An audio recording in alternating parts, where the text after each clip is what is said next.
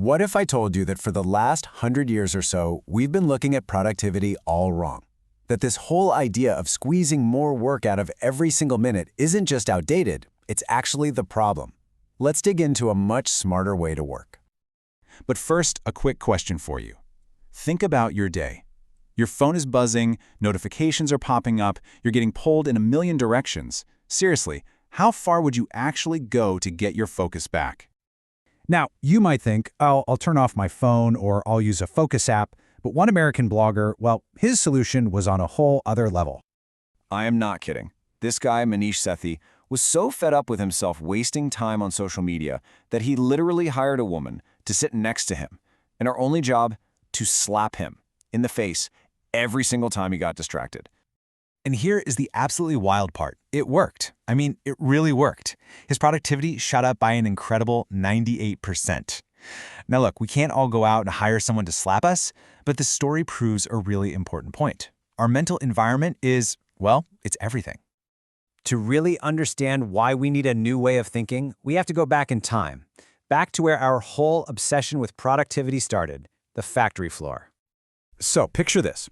It's the early 1900s, and a guy named Frederick Taylor basically revolutionizes factory work. He studies every tiny motion, he optimizes everything, and boom, productivity skyrockets by 400%. Companies then add deadlines and bonuses to push output even higher. But eventually they just hit a wall. Productivity didn't just flatten out, it actually started to drop. It's a classic case of the law of diminishing returns. You can't just push harder and harder forever and expect better results, especially when it comes to creative work.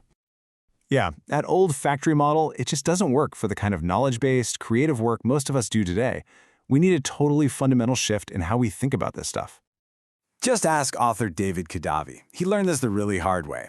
He had a 6-month deadline to write a book, and his plan? Pure brute force. I'll just work for 12 hours a day. But the reality was a complete disaster. He was burned out, he had creative blocks, some days he couldn't write a single word. And then other days, a whole chapter would just flow out of him in like 15 minutes.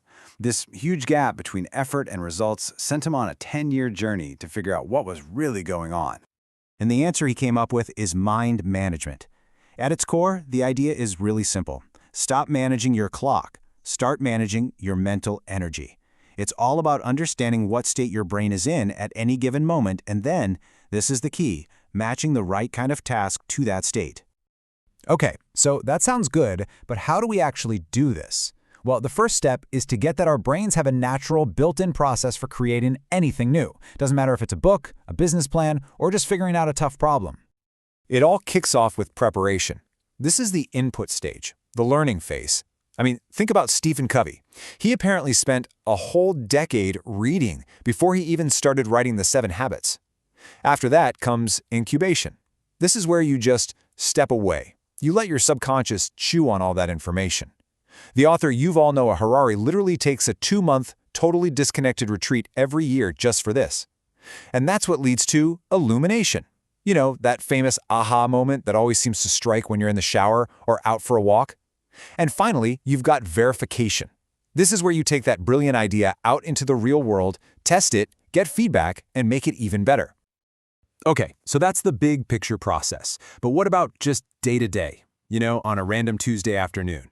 This is where understanding your mental states from moment to moment becomes a total superpower. See, at any given moment, your mind is in one of 7 different modes, and the secret to making productivity feel almost effortless is to stop fighting your own brain. Don't try to force yourself to do creative work when your mind is clearly in organize my inbox mode. Instead, you just identify the state you're in and pick a task that fits. So let's just run through them. There's prioritize, that's for making decisions and planning. Explore, that's for open-ended brainstorming. You've got research for gathering specific info. Generate, that's the deep focus state for creating something new. Polish, when you're editing and refining. Administrate for all that necessary stuff like emails and filing. And finally, recharge, because rest is not lazy. It's an essential part of the process. The goal is not to be in generate mode all day. It's to recognize what mode you're in and use it wisely.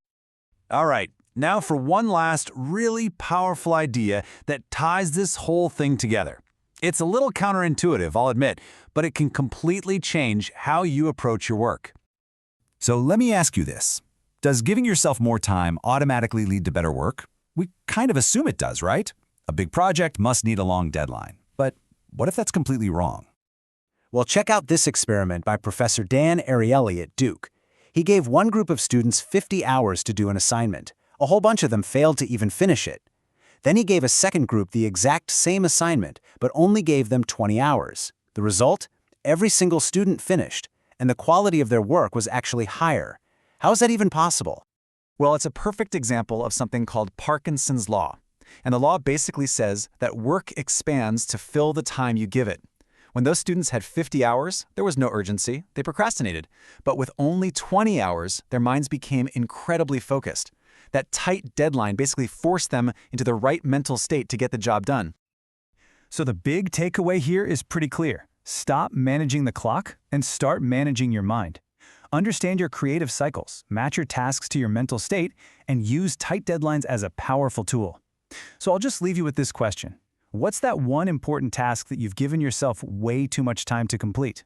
Maybe the secret to finally getting it done isn't more time, but actually less.